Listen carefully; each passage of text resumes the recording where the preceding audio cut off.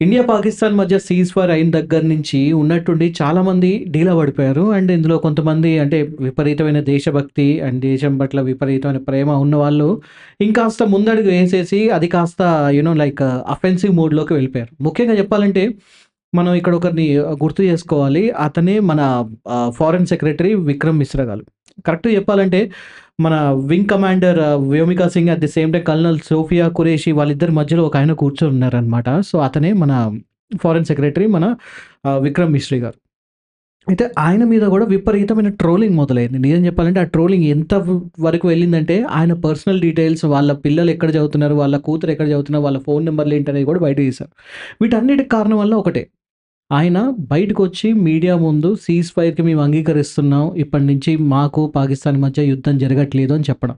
నిజానికి ఆయన ఒక బ్యూరోక్రాట్. ఒక ముగ్గురు ప్రధాన మంత్రుల కింద ఆయన వర్క్ చేసిన అనుభవం ఉంది. ఆయన దేశానికి సేవ చేస్తున్నారు.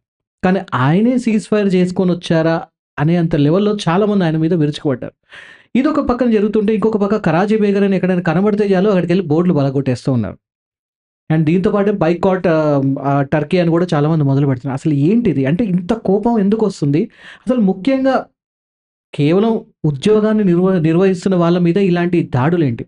వీటి గురించి మనం ఇవాళ చర్చించే ప్రయత్నం చేద్దాం. నమస్తే. నేను మీ పవన్ కృష్ణ. మీరు చూస్తున్నది స్క్వేర్ టాక్స్ అండ్ దీని గురించే ఇవాళ మనతో పాటు చర్చించడానికి మనతో పాటు ఉన్నారు సీనియర్ జర్నలిస్ట్ జయసింహ చతుర్వేది గారు. నమస్కారం సార్. నమస్తే. సార్, అసలు ఎందుకని అంటే విక్రమ్ మిశ్రా గారిని ఎందుకని చాలామంది అటాక్ చేస్తున్నారు? అసలు ఇది కరెక్టే అంటారా? ఇప్పుడు మనము ఒక వర్షం పడిందనుకుందాం. హ్మ్. వర్షం పడ్డంత సేపు మనకేం అర్థం కాదు. ఎందుకంటే వర్షం పడుతూ ఉంటుంది కాబట్టి, అయితే పరిగెత్తి పక్కన ఎక్కడన్నా ఒక చూరు చూసుకొని దాని కింద నిలబడతాం. హ్మ్. లేదంటే ఇంట్లో ఉంటే వేడి వేడి టీ తాగుతూ విండో నుంచి చూస్తూ వర్షాన్ని ఎంజాయ్ చేస్తాం. అంతా బావుంటుంది.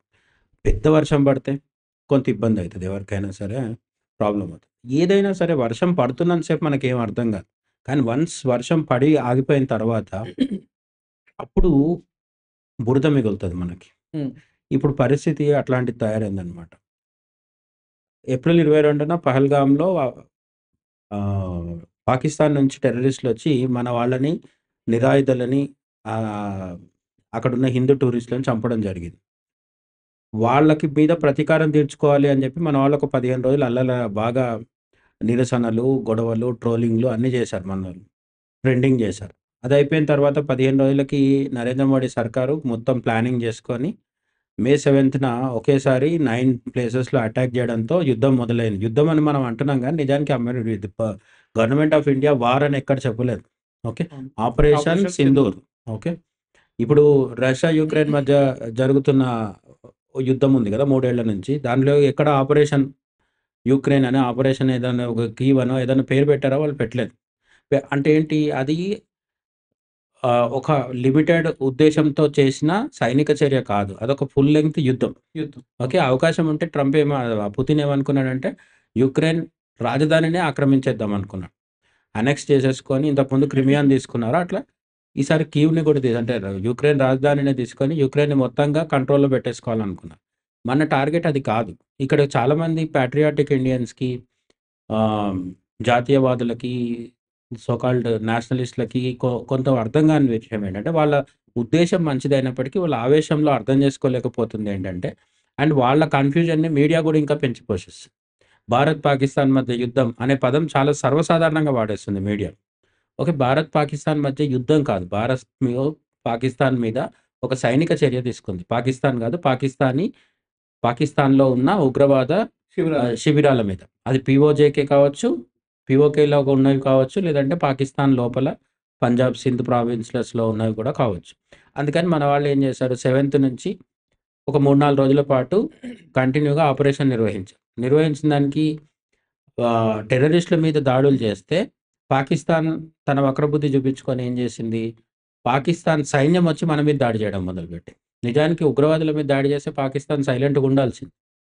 కానీ పాకిస్తాన్ ఆర్మీ ఉగ్రవాదుల తరఫున మనతో యుద్ధంకి వచ్చేసరికి ఏమైందంటే కొంచెం పెద్దగయింది. ఎస్కలేషన్ జరిగింది. అవును. ఎస్కలేషన్ జరిగిన తర్వాత సడెన్‌గా ఏమైంది ఆహ్, అంటే తెర వెనుక ఏం జరిగిందనేది చాలా మనకిప్పుడు ఐడియా లేదు.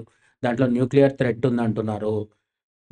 ఇండియా కానీ, పాకిస్తాన్ గానీ, అమెరికా గానీ అఫీషియల్లీ చెప్పని చాలా థియరీలు బయట రన్ అవుతున్నాయి. చాలా రన్ అవుతున్నాయి. పాకిస్తాన్‌లో రేడియేషన్ వస్తుందని గూడా చెప్తున్నారు కొంతమంది.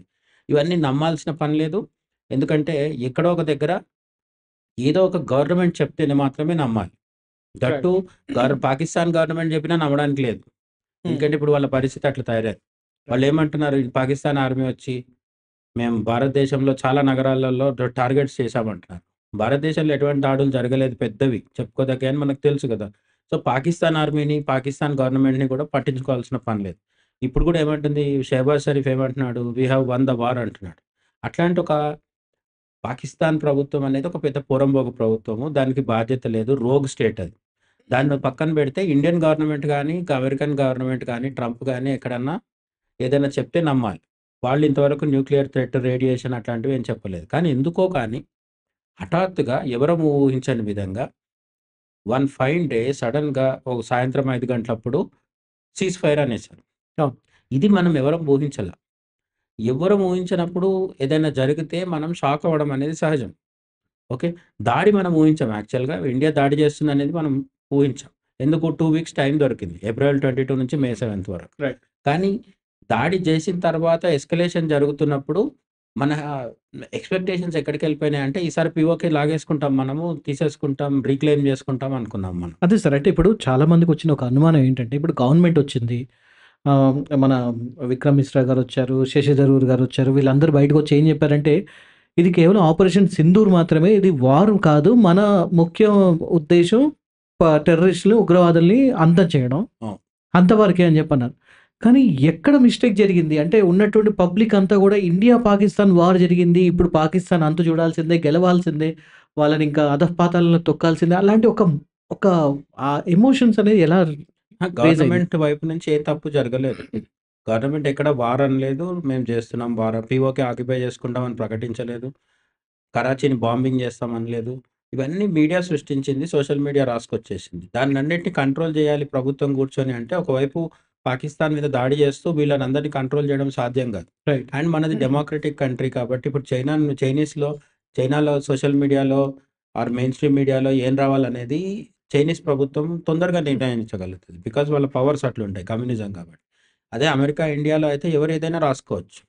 సో, ప్రజాస్వామ్యంలో డెమోక్రటిక్ వాల్యూస్ ఉన్నాయి కాబట్టి మన దగ్గర ఏమైందంటే మీడియా కొంచెం బాధ్యతారాహిత్యంగా ప్రవర్తించింది. ఈ బాధ్యతారాహిత్యం వల్ల ఏమైందంటే జరిగిన దానికంటే ఎక్కువ చెప్పిన సందర్భాలు అసలక్కడ ఏమీ లేకున్నా గూడా వచ్చి ప్రచారం చేసిన సందర్భాలు ఇవన్నీ ఉన్నాయి. దీనివల్ల హ్మ్. ఏమైందంటే ప్రజల్లో ఎమోషన్స్ పెరిగిపోయి, ఎక్స్‌పెక్టేషన్స్ కూడా పెరిగిపోయినప్పుడు ఫారిన్ సెక్రటరీ ఆ హోదాలో మనం సీజ్ ఫైర్‌కి ఒప్పుకున్నాము. సీజ్ ఫైర్ అమల్లోకి ఉంటుంది అని చెప్పారు. సీజ్ ఫైర్‌కి ఒప్పుకున్నాం కూడా అక్కడ చాలా క్లియర్‌గా కొన్ని పదాలు వాడారు. ఏంటంటే, this is just N understanding అని కూడా చెప్పారు. హ్మ్. ఓకే. హ్మ్. This is not an agreement. Agreement కాదు. మనం ఒప్పుకోలేదు. కేవలం ఒక అండర్‌స్టాండింగ్ అంటే అవగాహనకొచ్చి దీన్ని కొద్ది రోజులు ఆపుతున్నాం. తర్వాత నిన్న మోడీ చెప్పింది కూడా ఏంటి ప్రధాని మోదీ చెప్పింది, operation Sindoor is still on అని చెప్తున్నారు. అవును. ఓకే. ఎక్కడ అయిపోయిందని చెప్పలేదు. మీరు ఎట్లా స్పందిస్తే మేము అట్లా స్పందిస్తాం. ఇక మీదట అంటే ఇంతకుముందు 26/11 అటాక్స్, ముంబై మీద అటాక్స్ గాని ఏవైనా సరే చేసి వెళ్ళిపోవచ్చు. ఇండియా రియాక్ట్ అవుతే అవుతది. లేకపోతే లేదు. సైనిక చర్య తీసుకుంటారా లేదో తెలీదు. ఇప్పుడు అటువంటి స్కోప్ లేదు. మీరు వచ్చి ఒక్క బుల్లెట్ ఇక్కడ కాల్చినా సరే, మీ మీద అంత దారుణమైన దాడులు చేస్తాం మేము అనేది చెప్పారనమాట. సో, అవును. అంటే ఆపరేషన్ ఒక్క సింధూర్ బుల్లెట్ వచ్చినా గూడా మేము యుద్ధంలానే పరిగణిస్తామని జెప్పన్నారు. ఆ! So, operation Sindoor is the new normal. అంటే లేటెస్ట్ అత్యంత తాజా నియమం ఏంటి అంటే ఆపరేషన్ సింధూర్. నువ్వు నన్ను హ్మ్. కొడితే నేను నిన్ను అంతకంటే దారుణంగా కొడతాను. ఇది మన రూల్. అండ్ అట్లనే ఇండస్ వాటర్ ట్రీటీ గాని అన్నిటి మీద మనం బిగించే ఉంచినాం. పాకిస్తాన్‌ని ఎక్కడ ఫ్రీగా వదిలేయలేదు. హ్మ్. కానీ ఈ మొత్తం అర్థం చేసుకోవడంలో కొంతమంది తొందరపాటుతనానికి గురైపోయి సీజ్ ఫైర్ ప్రకటించిన విక్రమ్ మిశ్రీ గారు ఎవరైతే ఉన్నారో ఆయన ఒక బ్యూరోక్రాట్. ఆయన డెప్యూటీ నేషనల్ సెక్యూరిటీ అడ్వైజర్‌గా కూడా పనిచేశారు ఎన్ఎస్ఏగా. ఇప్పుడు మనకు ఎన్ఎస్ఏ అంటే అజిత్ దోవల్ తెలుసు. డిప్యూటీ అన్నమాట.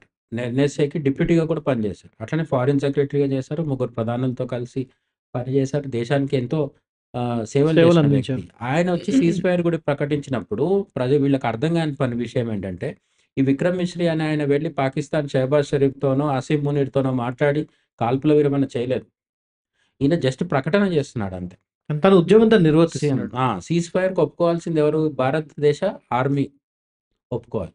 ప్రధాని లేదు, భారతదేశ ఆర్మీకి ఎవరు ఆదేశాలు ఇస్తారు? నరేంద్ర మోడీ ప్రధానమంత్రి ఇస్తారు కాబట్టి అవును. గవర్నమెంట్ ఇచ్చిన సూచన మేరకు భారతదేశ ఆర్మీ సీజ్ ఫైర్కి ఒప్పుకుంది, కాల్పుల విరమణకి. అవును. ఈ మొత్తంలో ఎక్కడ విక్రమ్ మిశ్రీ లేరు. జస్ట్ ఆయన వచ్చి రీడౌట్ చేశారనమాట.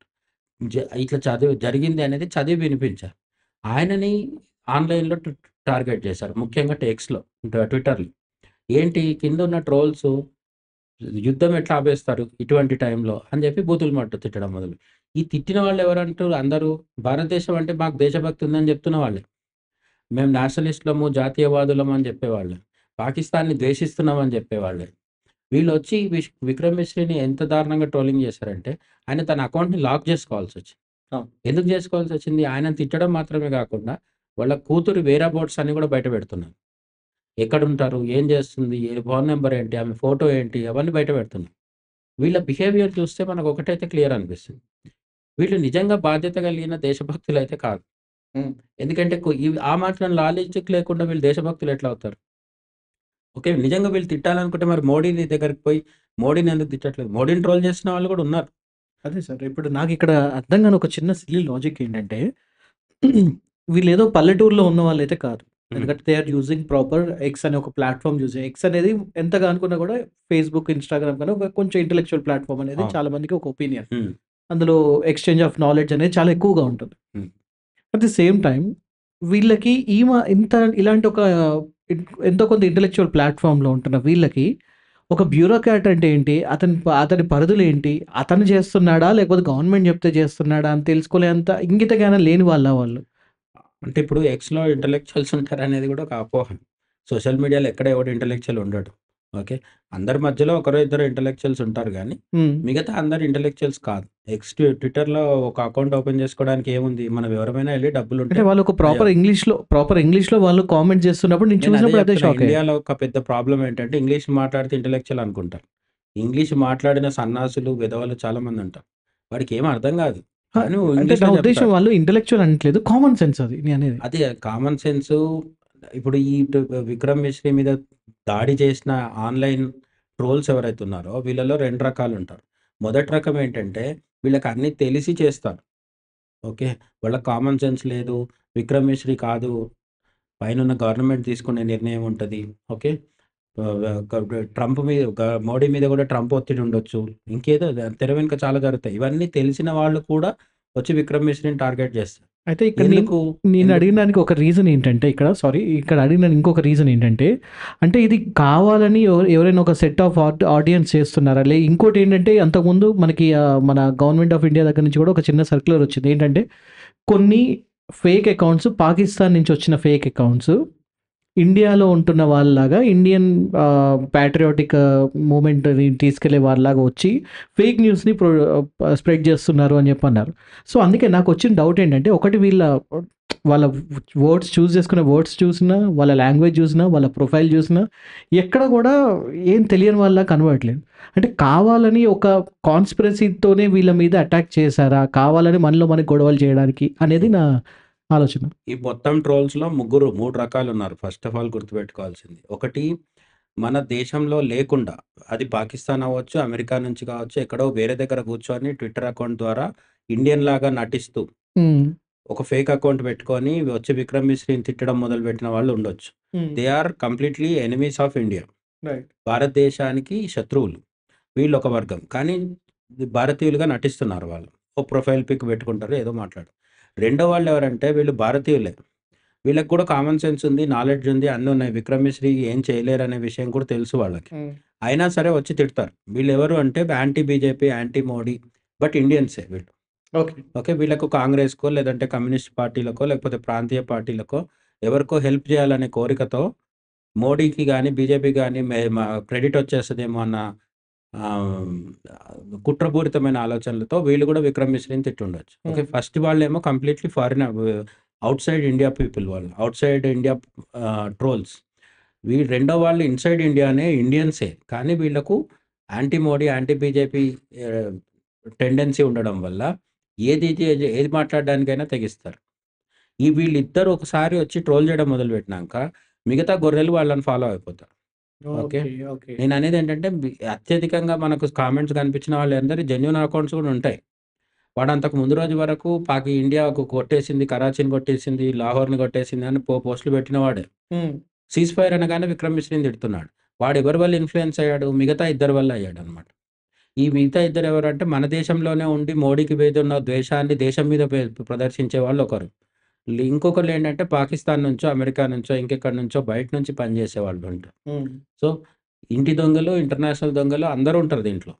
వీళ్ళందరూ కలిసి సామాన్యుల్ని రెచ్చగొడతారు. సామాన్యులు ఒకసారి రెచ్చిపోయిన తర్వాత గొర్రెల్లాగా వీళ్ళు అదే దాంట్లో పడిపోతారనమాట. హ్మ్. ఈ పడిపోయిన వాళ్ళు చేసిన పనేంటంటే విక్రమ్ మిశ్రీని టార్గెట్ చేయడం ద్వారా ఆయనకి థ్రెట్స్ రావడం మొదలైంది. రైట్. థ్రెట్స్. ఇప్పుడు ఆయన జస్ట్ ఒక అనౌన్స్‌మెంట్ చేసినందుకు ఆయన లైఫ్‌కి థ్రెట్ రావడం అనేది ఎంతో దుర్మార్గమైన విషయం. కానీ సోషల్ మీడియాలో మనం ఏం చేయలేం. ప్రభుత్వం కూడా సాధ్యమైనన్ని అకౌంట్స్‌కు బ్యాన్ చేయించింది. క్లో ఫ ట్విట్టర్‌కి చెప్పి వాళ్ళని క్లోజ్ టు 8,000 డీయాక్టివేట్ అకౌంట్స్. చేయించింది. ఎన్ని చేసినా సరే మళ్ళీ ఇంకో పేరుతో వస్తాడు వాడు. అవును. ఓకే. కాబట్టి ట్విట్టర్‌లో పరిస్థితి ఏంటి? అది కూడా పైగా కమర్షియల్ అయిపోయింది కదా! బ్లూ టిక్ కూడా ఎవరికంటే వాళ్ళకి అమ్మేస్తున్నాడు. So, true. బ్లూ టిక్ ఉంది కాబట్టి అదేదో జెన్యూన్ అకౌంట్ అనుకోవడానికి కూడా లేదు. ఒక బాగా డబ్బులుండి ట్రోల్ చేయాలనుకున్నోడు బ్లూ టిక్ కూడా కొనుక్కుంటాడు. అవును. కొనుక్కున్న వాడి ఫేస్ ఎక్కడ తెలవదు. మనకు వాడు ఎక్కడుంటాడో తెలీదు. ఏం తెలవదు. అబద్ధాలు చెప్తాడు. అయితే ఇది ఓన్లీ ఆన్‌లైన్‌కే పరిమితం కాదు. ఎందుకు అంటే నేను చెప్పినట్టుగా యుద్ధం లాంటి వాతావరణం వచ్చింది. మన భారతదేశం ఆపరేషన్ సింధూర్ నిర్వహించింది. దాడులు తీవ్రంగా జరుగుతున్నప్పుడు నేను చెప్పినట్టు వర్షం పడ్డ పరిస్థితి. హ్మ్. కానీ ఇప్పుడు దాడులు ఆగిపోయిన తర్వాత ఏంటంటే అంత బురద. రోడ్లన్నీ గోను గోదు గో కోతులమయమైపోయినాయి. బురదొచ్చేసింది. చిందరవందరగా ఉంది పరిస్థితి. హ్మ్. ఈ టైంలో దీన్ని క్యాష్ చేసుకోవాలని చూసే దొంగలు కొందరుంటారు. అదే అట్లాంటి వాళ్ళే ఇప్పుడు మనకు లోకల్‌గా తీసుకున్నప్పుడు ఏంటంటే, 'విక్రమ్ మిశ్రీ' మీద దాడేమో ఆన్‌లైన్‌లో జరిగింది. హ్మ్. ఆఫ్‌లైన్‌లో కరాచీ బేకరీ మీద దాడులు చేస్తున్నారు. రైట్. ఈ కరాచీ బేకరీ అనేది దాని మీద దాడి చేసేవాళ్ళు చెప్పేదేంటంటే, మేము నేషనలిస్టులము, జాతీయవాదులము అని చెప్తున్నారు. ఈ హ్మ్. చెప్పే వాళ్ళని నమ్ముతున్న వాళ్ళు కూడా చాలామంది జెన్యూన్. ఇక్కడ కూడా అదే జరుగుతుంది. ఒకడెవడో వచ్చి కరాచీ బేకరీకి బోర్డ్ విరగ్గొట్టి వెళ్ళిపోతున్నాడు. వాడు భుజం మీద కాషాయ కండువా ఉంటది. లేకపోతే బొట్టు పెట్టుకుంటాడు. అన్నీ చేస్తాడు. వాడు హిందుత్వవాది అవునా? కాదా? తేల్చేవాడెవరు? ఓకే. మనకు అప్పుడు ఆ మధ్య కొంతకాలం క్రితం చైనా చిలుకూరు బజార్ గూడా ఉంది. ఆ! చైనా బజార్ మీద గూడా. చైనా బజార్ ఇష్యూ కూడా అట్లనే జరిగింది. అలానే తర్వాత దాన్ని జరిగింది. చాలామంది చైనా బజార్ అని పేరు పెట్టడం మానేశారు. ఇప్పుడు చైనా బజార్ అనే ఇష్యూలో ఏంటంటే క్లియర్‌గా అది వేరే దేశం. ఇక్కడ కూడా కరాచీ బేకరీ కాదు. పాకిస్తాన్ బేకరీ అని ఉంటే మనం పోయి దాడి చేసి పాకిస్తాన్ అని తీపిచ్చేయగలిగేవాళ్ళం. రైట్. బట్ కరాచీకి అనే దానికి ఒక చరిత్ర ఉంది. ఒక నేటివిటీ ఉంది. ఒక హిస్టరీ ఉంది. అవన్నీ పట్టించుకోకుండా మూర్ఖంగా కరాచీ అనేది ఈరోజు పాకిస్తాన్‌లో ఉంది కాబట్టి వెంటనే మేము వెళ్లి దాడి చేస్తామని చెప్పి కొంతమంది అంటున్నారు. హ్మ్. వీళ్ళలో నిజంగా హిందుత్వవాదులు ఎంతమంది అనేది కూడా ఒక అనుమానం నాకు. ఎందుకంటే వీహెచ్‌పీ విశ్వ హిందూ పరిషత్ లాంటి ఒక హిందూ సంస్థ కరాచీ బేకరీని డిస్టర్బ్ చేయకండి. అది మా దేశానికి వ్యతిరేకమైన సంస్థ కాదు. అది ఒక ఔట్‌లెట్ కాదు. కరాచీ అనే పేరు మాత్రమే ఉంది. వాళ్ళు జెన్యూన్‌గా ఇక్కడ వ్యాపారం పెట్టి ఇక్కడే తమ సంస్థను పెంచుకొని ఇక్కడే టాక్సులు కడుతున్నారు వాళ్ళు. వాళ్ళని డిస్టర్బ్ చేయకండి అని వీహెచ్‌పీ చెప్తుంది. హ్మ్. అయినా సరే కొందరెళ్లి దాడులు చేస్తున్నారు. అంటే వీళ్ళేమైనా కావాలని బ్యాడ్ నేమ్ తీసుకురావడానికి ఏమైనా సేమ్ వీళ్ళు చేస్తున్నారా? కూడా అదే ఉంటది. నేనేమంటున్నానంటే జరిగిన ఇష్యూ నీకు వాడుకొని పబ్లిసిటీ సంపాదించుకుందామని ప్రచారం కోసం చేసేవాళ్ళు కొందరుంటారు. హ్మ్. కొందరు ఏమైతదంటే నిజంగానే ఎమోషనల్ అయిపోయి మూర్ఖంగా కరాచీ పేరెందుకు మార్చండి అంటున్నారు కొంతమంది. కొన్ని డీకేడ్స్ పాటు వాడొక బ్రాండ్ ఎస్టాబ్లిష్ చేసుకున్నాడు. సడెన్‌గా పేరు మార్చేయండి అంటే, ఆ పేరు మార్చిన తర్వాత వాడికొచ్చే ప్రాబ్లమ్స్ అన్నిటి ఎవరు సాల్వ్ చేయాల్సుంటుంది? అండ్ మార్చుకుంటే తప్పేం లేదు. కానీ నేనేం చెప్తున్నానంటే, గుంటూరులో జిన్నా టవర్ అని ఉంది. అవును. ఇప్పటికి మనం కూల్చలేకపోతున్నాం. పేరు మార్చలేకపోతున్నాం. అవును. కూల్చడం కాదు, పేరు మార్చలేకపోతున్నాం. అట్లనే పెషావర్ పేరుతో ఒక హోటల్ ఉంది. 2, 3 రెస్టారెంట్స్ ఉన్నాయి ఉన్నాయి హైదరాబాద్‌లో. కదా! అవును. మరి వాళ్ళనెందుకు టార్గెట్ చేయట్లేదు? ఈ సో కాల్డ్ హిందుత్వవాదులమని చెప్పుకుంటున్న వాళ్ళు. పైగా ఇప్పుడు దాడులు చేస్తున్న వాళ్ళు ఎవరికీ కూడా పెద్ద ప్రొఫైల్ ఏం లేదు. వీళ్ళెప్పుడో బాబ్రీ మసీద్ కూల్చినప్పుడు అందులో పాల్గొన్నామని చెప్తున్న వాళ్ళో, లేకపోతే ఆర్టికల్ 370 కోసం ఉద్యమం చేసిన వాళ్ళో, వీళ్ళెవరు కాదు వీళ్ళు. హ్మ్. సడెన్‌గా వస్తున్నారు. హిందుత్వవాదులు వీళ్ళంతా. వస్తారు, కాషాయ కండువాలేసుకుంటారు, దాడులకు దిగుతారు. వీళ్ళ జెన్యూనిటీ ఎంత అనేది. ఇప్పుడు ఆ మధ్య కాలంలో చిలుకూరు పూజారి మీద దాడి చేసిన వీరరాఘవరెడ్డి ఉన్నారు కదా! అవును. ఆయనేమంటున్నాడు, నేను హిందుత్వవాదిననే అంటున్నాడు. తప్పు లేదు. ఆయన చెప్పేది కూడా రామాయణం, భారతం, క్షత్రియులు అది ఇది అని అన్నీ చెప్తున్నాడు. కానీ ఆయన దాడి హిందువుల మీద చేస్తున్నారు. ఇక్కడ కూడా అదే జరుగుతుంది. ఈ హిందుత్వవాదులు మరి ఎళ్లి ముస్లిం ఓనర్‌షిప్‌లో నడిచే హోటల్స్ కొన్ని ఉన్నాయి గదా! వాటి మీద ఎందుకు జరగట్లేదు ఎక్కడ? హిందువులు నడిపించుకుంటున్న కరాచీ మీద ఎందుకు జరుగుతున్నాయి? సరే, కరాచీ అనే పేరే మీకు అభ్యంతరం అయితే, పోనీ దాని హిస్టరీ తెలుసుకునే ప్రయత్నం చేస్తున్నారా? ఈ రోజు గూడా హిస్టరీ ఉందా దానికి కరాచీ అన్న పేరుకి? ఖచ్చితంగా ఉంటది గదా! ఓకే. భారతదేశంలో, పాకిస్తాన్‌లో ఇప్పుడు లాహోర్ అనేది ఉంది. ఇది చాలామంది వాట్సాప్ యూనివర్సిటీ అనుకుంటారు గానీ, రియల్లీ నేను నిజంగా లాహోర్ గురించి చదివితే తెలిసేదేంటంటే, అది లవపురి అనే పేరు మీద వచ్చిందనమాట. అదే అంటే ఇది రాముడి కొడుకు లవుడు. ఆ లవుడి పేరు మీద లాహోర్ అనేసొచ్చింది. పెషావర్‌కి గూడా వేరే సాంస్క్రిట్ నేమే కారణం. రావల్పిండి ఉంది గదా! ఆహ్, రావల్పిండి అనేది గూడా మన హిందూ రాజు ఒకాయన ఉంటారు. రావల్ రావల్ సింగ్ ఏమంటారు? సంథింగ్. బప్పా రావల్. బప్పా రావల్. యాహ్! ఆయన పేరు మీద ఆ సిటీ ఏర్పడింది. సో, పాకిస్తాన్ చరిత్ర మొత్తం హిందూ చరిత్రనే ఉంటది. ఎందుకుంటది అంటే, అది 70 ఏళ్ల కింద, 80 ఏళ్ల కింద భారతదేశంలో భాగం. అయితే నేనేమనుకున్నా అంటే చాలామంది అనిపించేది ఏంటంటే, ఇప్పుడు పెషావర్ అన్న పేరు తీసుకున్నా, లేకపోతే కరాచీ అన్నా, లాహోర్ అన్నా, పాకిస్తాన్ అన్న పేరు తీసుకున్నా గూడా వాళ్ళ ఇస్లామిక్ క స లైక్ ఉంటుంది. అదే డిఫరెన్స్ లిటరేచర్ ఏంటంటే, నుంచి తీసుకొచ్చే కొన్ని పేర్లయి ఉండొచ్చు. పాకిస్తాన్ వేరు. లాహోర్, కరాచీ, పెషావర్, రావల్పిండి వేరు. ఓకే. పాకిస్తాన్ అనేది వాళ్ళు కాయిన్ చేసుకున్న ఒక కొత్త పదం. అవును. ఓకే. పాకి పాకిస్తాన్ అంటే అనే దానికి భారతదేశ చరిత్రతో సంబంధం లేదు. ఆ పదం వాళ్ళు కొత్తగా పెట్టుకున్నారు. అట్లనే పాకి అంటే ప్యూరిటీ అని. ఇస్లామాబాద్ అనేది వాళ్ళ దేశ రాజధాని. అవును. ఇస్లామాబాద్‌కి భారతదేశ చరిత్రతో సంబంధం ఉంది. రాముడితో, కృష్ణుడితో అని మనం చెప్పట్లేదు కదా! రైట్. కానీ పురాతన నగరాలు ఏవైతే ఉన్నాయో, ముల్తాన్ అనే నగరం ఉంది. హ్మ్. దాని పేరు మూలస్థాన్. ఓకే. అది ముల్తాన్ అయింది. పెషావర్ పేరు పురుషపుర. ఇవన్నీ ఎవడో కల్పించి చెప్తున్నాయి కాదు. రియల్‌గా ఆ చెప్పే పదాలు మారుతూ, మారుతూ వచ్చి ఇప్పుడు మన ఇండియాకి, పాకిస్తాన్‌కి బార్డర్ ఒకటిలో ఒక అమర్‌కోట్ అని ఒక ప్లేస్ ఉంటుంది. ఓకే. దాన్ని ఈరోజు ముస్లిం సింధ్ ప్రాంతంలో, సింధ్ ప్రావిన్స్‌లో ఉమర్‌కోట్ అంటున్నారు దాన్ని. పాకిస్తానీ ముస్లిమ్స్ అందరూ ఏమంటున్నారు దాన్ని ఉమర్‌కోట్ అంటున్నారు. అది అమర్‌కోట్ యాక్చువల్‌గా. ఎప్పటి వరకు 1946 వరకు, 47 వరకు కూడా దాని పేరు అమర్‌కోట్. అక్కడ హిందూ మెజారిటీ ఉంటది. ఇప్పటికి కూడా 50.12% ఉంటది. హ్మ్. అంటే పాకిస్తాన్‌లో చాలా వరకు అసలు ముస్లిమ్స్ ఎక్కడ కనిపించరు. హిందూస్ ఎక్కడ కనిపించరు మనకు.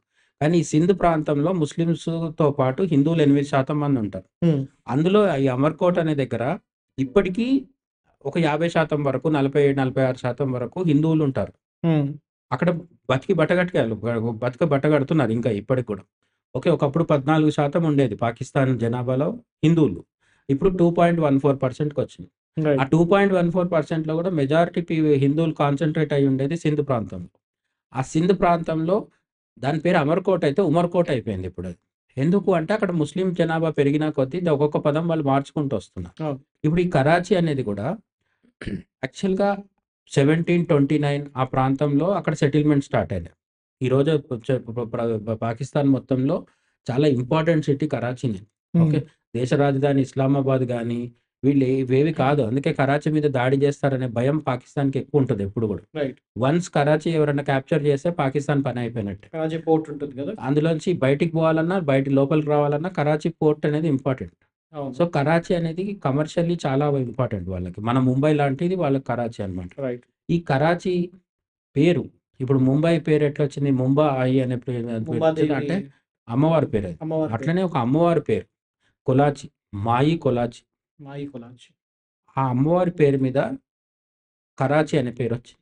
అయితే డైరెక్ట్‌గా కరాచీ అనే పేరు ఈరోజు వాడుతున్నది రాలేదు. 400 ఇయర్స్ నుంచి, 300 ఇయర్స్ నుంచి స్లోగా హ్మ్. దాని పేరు మారుతూ, మారుతూ అంటే వచ్చింది. మన ఓరుగల్లు, వరంగల్ ఎలా అయితే అయిందో అట్లా. అలాగే. ఏ సిటీ పేరు కూడా డైరెక్ట్‌గా ఒక పేరు. ఇప్పుడు మనది భాగ్యనగరం అనేది పేరు స్టార్ట్ అయింది. హైదరాబాద్‌గా మారింది. ఎట్లా మారిందంటే ఒక ఫైన్ డే కూర్చొని ఎవరు మార్చలేదు. స్లోగా భాగ్యనగరం అనే పేరు ఒకప్పుడు ఉండేది.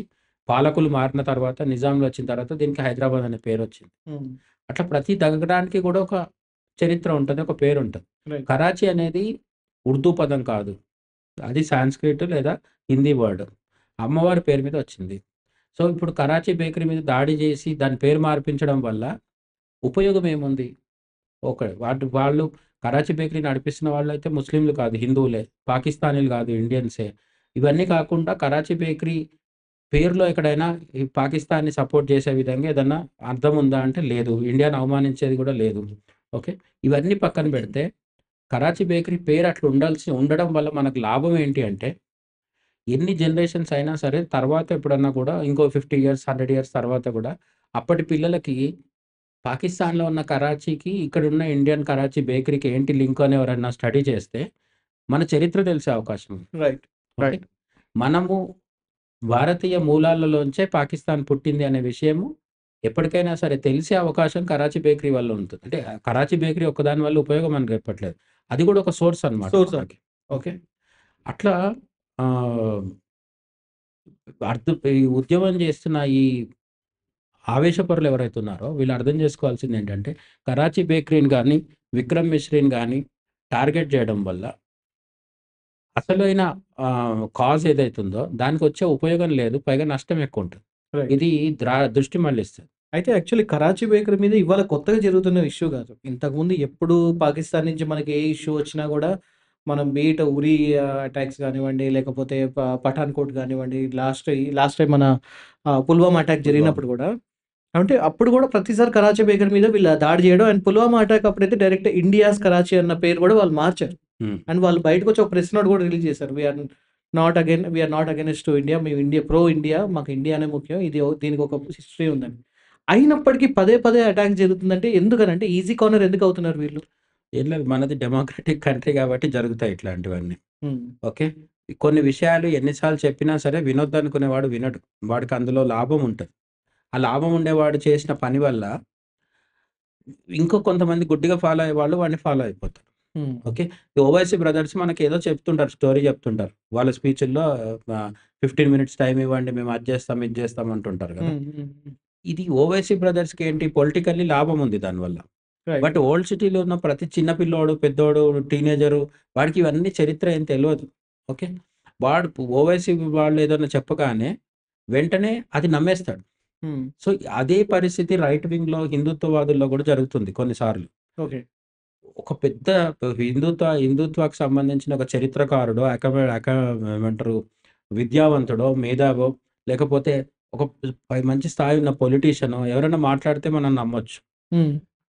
ఎవరు పడితే వాళ్ళు కింది స్థాయిలో వాళ్ళొచ్చేసి వీడు భారతదేశానికి శత్రువు, వీడు హిందుత్వకి శత్రువు అని చెప్పి ఎవరినో టార్గెట్ చేస్తుంటారు. ఈ హ్మ్. టార్గెట్ చేసే వాళ్ళ ఉద్దేశ్యం ఏంటి మనం గుర్తించాలి. కరాచీ బేకరీ దగ్గరికి వెళ్లి ఆ బోర్డు విరిచేసి దాని మీద దాడి చేస్తున్న వాడి ఉద్దేశ్యం నిజంగా హిందుత్వం అన్నా, నిజంగా హిందూ మతం సంక్షేమం కోరుతున్నాడా? హ్మ్. తన పర్సనల్ ఎజెండాతో ఎక్కడికెళ్తున్నాడు? ఇందులో బ్లాక్‌మెయిల్ గూడా ఉంటది. 4 సార్లు బోర్డులు పలగొడితే ఏమైతది? వాడు కరాచీ బేకరీ వాళ్ళు ఎంతో కొంత డబ్బులిస్తే వెనక్కి తగ్గే వాళ్ళు గూడా ఉంటారు. ఓకే. అందరూ కాదు నేను జెప్పేది. అదే జెప్తున్నా. ఒకరిద్దరు ఎవరైతే ఉంటారో వాడు మిగతా వాళ్ళందరిని తప్పుదోవ పట్టిస్తాడు. వాళ్ళని చూసి అదే కరెక్ట్ అని వాదించే వాళ్ళు కొందరుంటారు. ఇప్పుడు హ్మ్. ఆన్‌లైన్ మనకు ఫేస్‌బుక్‌లో గాని, సోషల్ మీడియాలో కనిపిస్తుందేంటంటే, పేరు మార్చొచ్చు గదా! అని కొంతమంది వాదిస్తున్నారు. కరాచీ బేకరీ పేరు వాళ్ళు మార్చుకుంటే నాకు గూడా అభ్యంతరం లేదు. కానీ అది చాలా దశాబ్దాలుగా ఉన్న బ్రాండ్ అది. దాన్ని ఇప్పుడు సడెన్‌గా మార్చేస్తే ఏమవుతది? మళ్ళీ ఆ కొత్త పేరు అందరికి అలవాటవ్వడం చాలా సమస్య. ఓకే. ఇప్పుడు వ్యాపారంలో తెలుసు గదా! ఇప్పుడు కోల్‌గేట్ అనే పేరు తీసేసి కొత్త పేరు పెడితే ఏమవుతదంటే, ఆ పేస్ట్ మళ్ళీ గుర్తుపెట్టి జనాలు బ్రాండే తీసుకోవాలి కదా! పోతుంది గదా! అవును. తీసుకోవాలి. అట్లా అంటే ఇప్పుడు చిరంజీవి అనే ఆయన పేరు నెక్స్ట్ రిలీజ్ అవ్వబోయే సినిమాలో శివశంకర వరప్రసాద్ అనేస్తే ఎవరన్నా యాక్సెప్ట్ చేస్తారా? చిరంజీవి యాక్సెప్ట్. అలవాటు పడ్డాం. అట్లా మనకేదైనా అభ్యంతరం ఉంటే నిజంగా అది మన దేశాన్ని అవమానించే పేరైతే మనం ఫీల్ అవ్వాలి. అందుకే నేను చెప్పేదేంటంటే హిందుత్వవాదులమని ఫీల్ అయ్యే వాళ్ళు ఎవరైనా సరే కరాచీ కాదు. యాక్చువల్‌గా నిజంగా వ్యతిరేకంగా ఉన్న పేర్లు కొన్నున్నాయి. ఉదాహరణకి జిన్నా టవర్ గావచ్చు ఇట్లాంటివి. హ్మ్. మన ఏమంటారు ఢిల్లీకెళ్తే ఔరంగజేబ్ పేరు మీద ఒక రోడ్ ఉండేది. అవును. దాన్ని మనం ఇన్ని రోజులు ఎవరం పట్టించుకోలేదు. తర్వాత అబ్దుల్ కలాం రోడ్‌గా మార్చారు. ఔరంగాబాద్ అని ఒక ఔరంగాబాద్, పదం ఉండేది. ఛత్రపతి సంభాజీ నగర్ అయింది గదా! చదవండి. ఇట్లాంటివి కొన్నుంటాయి. అవి మనం టార్గెట్ చేసిన అర్థం ఉంది. ఎందుకంటే అవి పబ్లిక్ ప్లేసెస్. రైట్. రోడ్లు ఇవన్నీ రైట్. పబ్లిక్. కరాచీ బేకరీ అనేది ప్రైవేట్ ప్రాపర్టీ. రెండోది కరాచీలో ఎక్కడ గూడా యాంటీ ఇండియా గాని, యాంటీ హిందూ హిస్టరీ ప్రాపర్టీ ఏం లేదు. ఇలాంటివి ఏం లేదు. అవును. అవును. ప్రోగా మనం ఏం ఆలోచించొచ్చు అంటే కరాచీ బేకరీ అనేది ఒకటి అక్కడ మన అట్లా ఉంటే కంటిన్యూగా పాకిస్తాన్‌తో 1947కి ముందు ఇండియాకున్న కనెక్టివిటీ ఏంటో కూడా తెలుస్తది జనాలకి. రైట్. రైట్. ఇది ఇంపార్టెంట్ విషయం. Anyhow super sir. అంటే కరాచీ అన్న పేరు ఇంతవరకు చాలామంది ఇంక్లూడింగ్ నేను గూడా ఏమనుకున్నా అంటే అది పాకిస్తాన్‌కి సంబంధించిన పేరు. అది ఇస్లామిక్ లైక్ లిటరేచర్ నుంచి వచ్చిన ఒక పేరు గావచ్చు అని జెప్పి అనుకున్నా ఇన్ని రోజులు.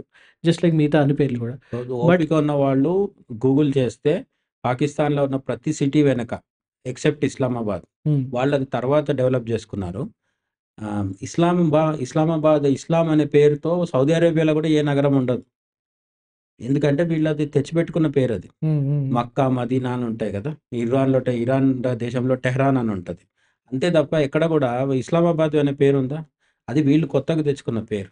So, right. దానికేం రైట్. పెద్ద హిస్టరీ లేదు, ఏం లేదు. ఒక 70, 80 ఏళ్ల చరిత్ర తప్ప ఏం లేదు. రైట్. కానీ పాకిస్తాన్‌లో ఉన్న ఇతర నగరాలన్నిటికి కూడా హిందూ అండ్ ఇండియన్ హిస్టరీ దాని వెనక ఉంటది. అది చెప్పుకోవడం ఇష్టం ఉండదు కాబట్టి పాకిస్తాన్‌లో వాళ్ళు పుస్తకాల్లో కూడా రాయరు. కానీ మనం గూగుల్ చేస్తే చాలా చోట్ల దొరుకుతది. రైట్. ఎనీహౌ అదే సార్. అంటే చాలా పెద్ద ఇన్ఫర్మేషన్‌ని చాలా ఈజీగా చెప్పారు మాకివాళ. అండ్ మోర్ ఓవర్ నిజంగా ఇది మాత్రం చాలా మందికి సర్ప్రైజింగ్‌గానే ఉండొచ్చు. అండ్ మీరు చెప్పినట్టు తప్పకుండా ఒకసారి గూగుల్ చేసి నేను కూడా చూస్తాను. Thank you so much. ఇలాంటి ఒక చక్కటి సబ్జెక్ట్ గురించి చాలా చక్కగా వివరించినందుకు. సో, వ్యూవర్స్ అదనమాట సంగతి. సో, ఏదైనా కూడా వెంటనే రియాక్ట్ అవ్వాల్సిన అవసరం లేదు.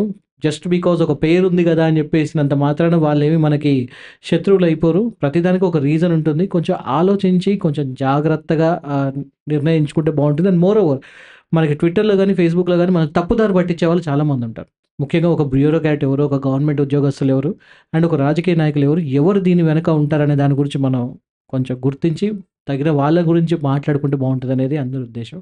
Anyhow thank you so much for watching. నేను మీ పవన్ కృష్ణ సైనింగ్ ఆఫ్.